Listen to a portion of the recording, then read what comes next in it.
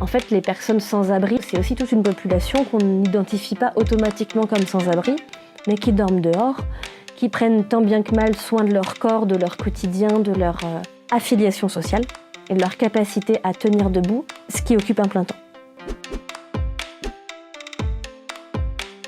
C'est un acte militant de dire les sans-abri travaillent toute la journée. Et c'est pas une question d'absence de volonté ou d'absence de capacité de pas avoir d'emploi. Être à la rue, c'est un travail à plein temps. Mais moi, ce que dans ma thèse, j'appelle le travail de la rue.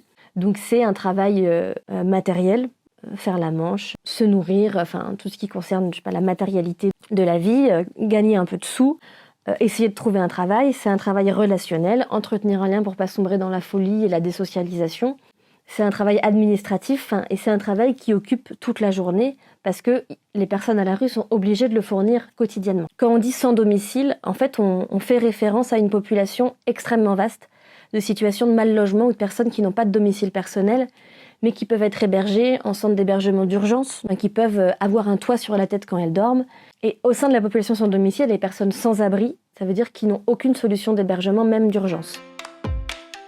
Moi, je fais ma thèse sur les dispositifs premières heures, qui sont des dispositifs d'insertion par le travail des personnes sans domicile. Et l'idée, c'était de proposer à des personnes à la rue de travailler quelques heures par semaine sur des missions sans prérequis très adaptées pour à terme pouvoir se réinsérer dans des structures d'insertion plus traditionnelles ou même dans l'emploi, qui sait. Les quelques prérequis qu'il doit y avoir, ils sont administratifs, il faut avoir le droit de travailler en France. Et il faut être domicilié. La domiciliation, c'est pas avoir un domicile, c'est avoir une adresse. Être ou avoir été à la rue et être orienté par une association. Donc il faut être en situation de recours et de suivi associatif. Le dispositif Premières Heures est pensé pour permettre aux personnes de travailler pendant qu'elles sont à la rue.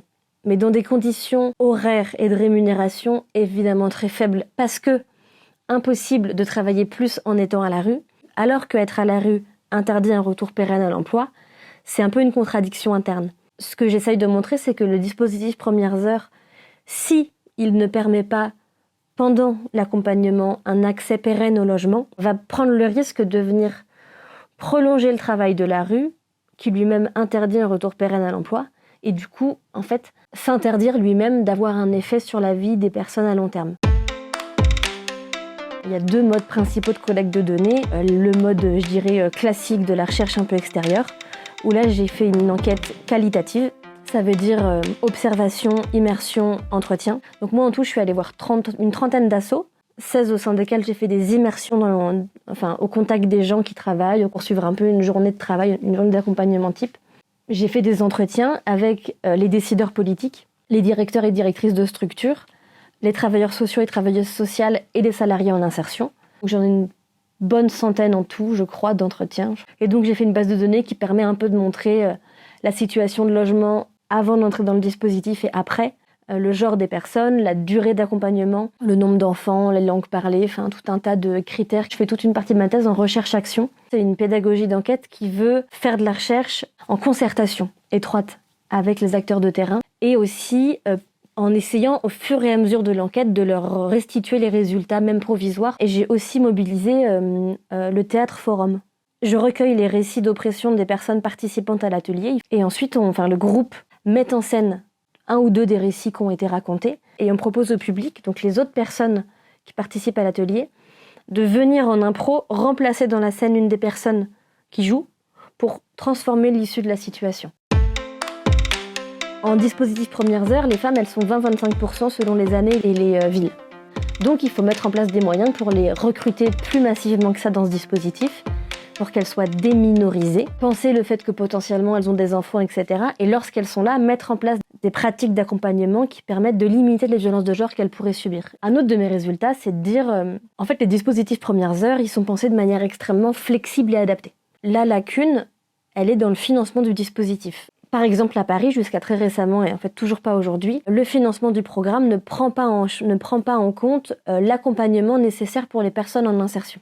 Donc c'est à l'association de trouver le financement pour financer des personnes qui les accompagnent. Le financement fait que le ciblage en fait va se déporter vers des salariés, des personnes sans domicile un peu plus insérées et un peu plus aptes à travailler, parce que beaucoup moins chronophages en termes de temps d'accompagnement nécessaire. Évidemment que toutes les personnes que j'ai interrogées, 100% des personnes interrogées se disent satisfaites de leur place dans ce dispositif, y compris du côté des intervenants sociaux et intervenantes sociales. Ma question, c'est est-ce qu'elles sont satisfaites en soi ou faute de mieux ? Oui, moi j'aimerais beaucoup avoir une vraie discussion avec les personnes qui ont conçu ces dispositifs, qui continuent à les déployer. J'aimerais avoir un écho dans ces espaces-là, ouais, ce serait super. Moi, c'est ça mon but.